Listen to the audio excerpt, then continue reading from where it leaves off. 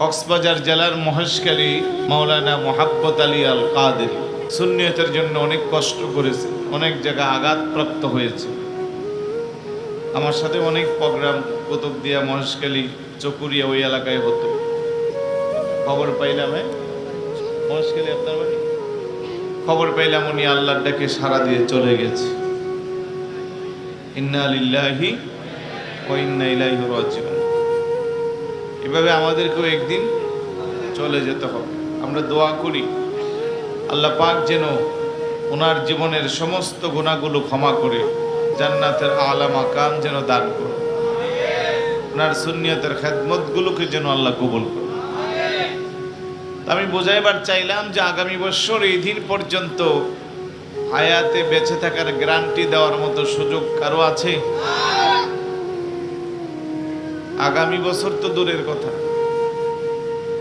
6 মাস তো দূরের কথা, 1 মাস দূরের কথা, আগামীকাল এই সময়ও থাকবো কি তার গ্যারান্টিও কারো দেওয়ার কোনো সুযোগ, 1 ঘন্টারও সুযোগ নাই, 1 সেকেন্ডেরও।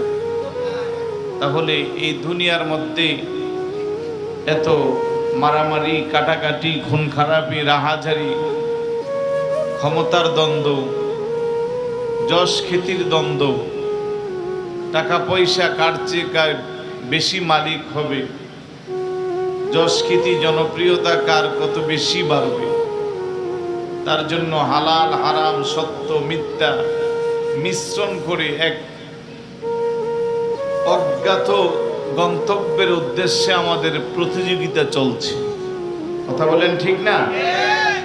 প্রতিনিয়ত আমাদের কাছ থেকে আমাদের আপনজন, পাড়াপড়শি, প্রিয়জন, বন্ধু বান্ধবরা বিদায় নিচ্ছে, কিন্তু আমাদের কেন যেন শিক্ষা হচ্ছে না। পেপার, পত্রিকা, টেলিভিশনের নিউজ দেখলে শুধুই অশান্তি অশান্তি, মারামারি, কাটাকাটি, হত্যা, গুম, রাহাজারি, দর্শন, মিথ্যা মামলা, এই ধরনের এগুলো আমাদের চোখের সামনে বিরাজমান। তো আমি অনুরোধ করব, যারা